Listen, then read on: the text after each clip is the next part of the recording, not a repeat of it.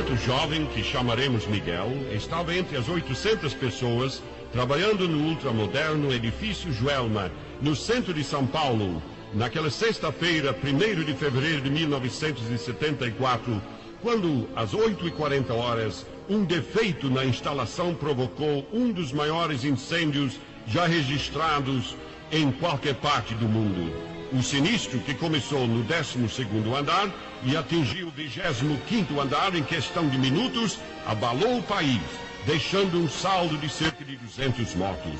Dezenas de vítimas morreram no telhado, não resistindo ao intenso calor de 600 graus. Somente um helicóptero conseguiu resgatar alguns poucos, incluindo um moço agarrado à ponta de uma corda.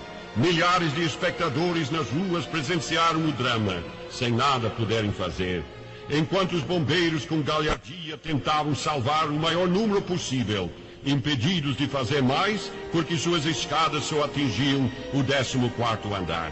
Em dado momento, uma jovem apareceu numa janela, vários andares acima da escada. O bombeiro, com pernas trançadas no topo da escada, deu ordem à jovem que se atirasse na direção dele, e ela o fez. Mas, infelizmente, errou quanto à distância. Mesmo assim, o jovem bombeiro, com rara bravura, fez uma tentativa desesperada de agarrá-la em pleno voo. Conseguiu pegá-la pela cabeleira, mas o couro cabeludo não resistiu à forte tração e desprendeu-se da cabeça.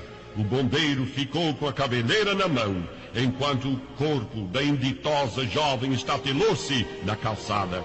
Um amigo meu, que trabalhava bem em frente ao edifício, descreveu aqueles momentos dramáticos, quando mais de 20 pessoas no telhado subiram na mureta. Ficaram uns instantes enquanto decidiam se iam morrer de calor ou lançar-se ao espaço. Finalmente se lançaram. Alguém bem intencionado pintou um letreiro com estes dizeres: coragem, nós estamos com vocês. De nada valeu. E no meio de toda essa confusão, e situado em um dos andares bem altos, estava o Miguel, cujos pais, segundo as informações, eram crentes. Miguel nunca se havia entregado a Cristo, pensando como muitos, que sempre haveria outra ocasião para isso. Nunca se havia convencido, quer por pregações, testemunho pessoal ou conselho de pais. Sendo muito jovem, considerou o assunto prematuro. Na velhice, talvez poderia considerar isso, mas no momento não. Mas agora, estando preso no meio de labaredas e espessa fumaça, que lhe ameaçavam a própria vida, sem nenhuma saída, isso era algo diferente e bastante sério.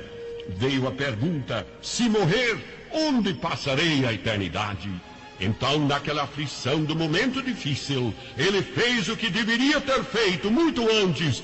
Caiu de joelhos e exclamou: ó Deus de minha mãe, se me ajudares agora a sair desta situação, eu te servirei até o último suspiro da minha vida. Ó Deus, me acode. Por um milagre, abriu-se um clarão entre as nuvens de fumaça, e o rapaz conseguiu alcançar uma janela, onde na providência divina estava perto de uma escada dos bombeiros. Chegando em terra, ele ajoelhou-se e beijou o asfalto em gratidão a Deus por ter escapado da morte, em resposta à oração, prometendo servi-lo para sempre. Quero crer que na hora, quando Miguel saiu de casa, nem lhe passou pela cabeça que nesse dia seria vítima de um incêndio, como também nenhum dos outros 800 funcionários teria pensado em tal coisa.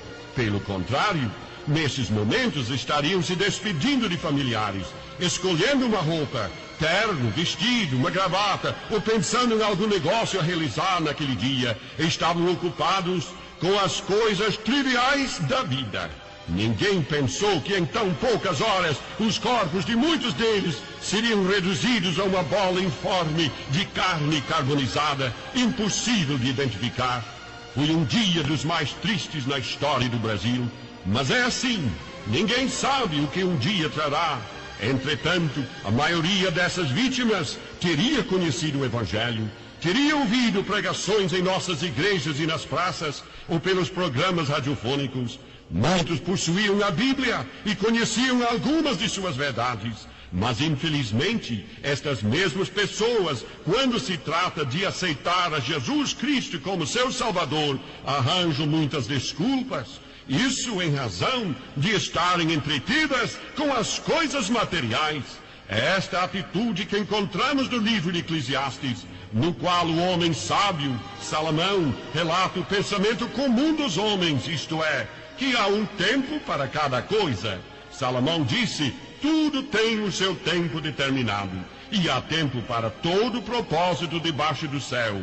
Há tempo de nascer e tempo de morrer, tempo de plantar e tempo de arrancar o que se plantou, tempo de plantear e tempo de saltar de alegria. Eclesiastes 3, versículos 1 a 8. De fato, nesta passagem, Salomão descreve 28 diferentes situações contrastantes da vida.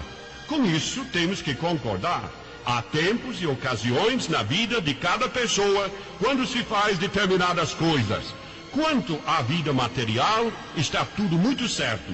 Mas nunca devemos cair na astúcia do diabo, quando ele sugere que esse pensamento, tudo tem o seu tempo determinado, tenha aplicação à salvação da alma, pois é um erro fatal.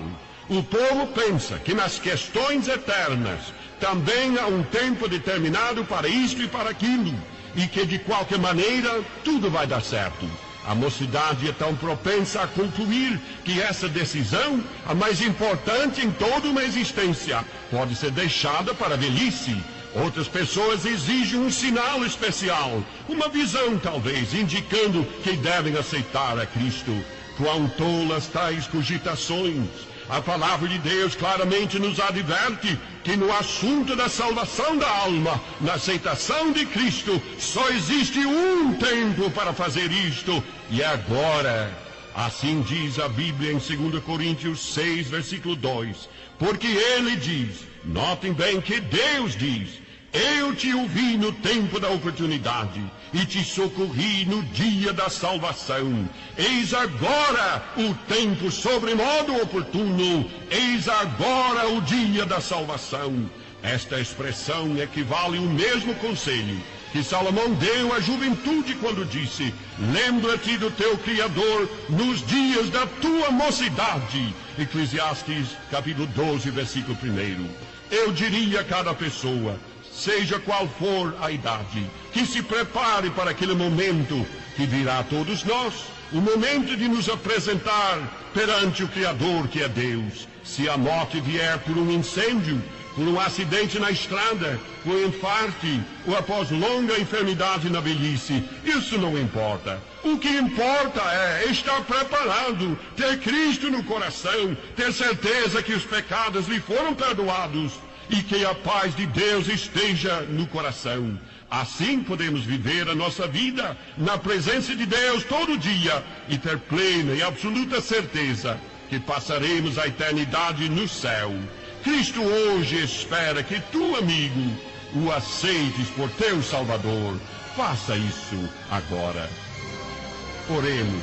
Ó Deus de misericórdia, te agradecemos a oportunidade que temos hoje de aceitar a salvação pela fé, sem pensar em merecê-la ou em comprá-la.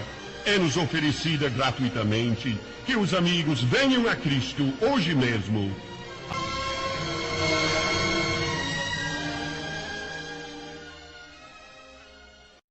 Você acabou de ouvir uma mensagem ministrada pelo pastor Laurence Walson.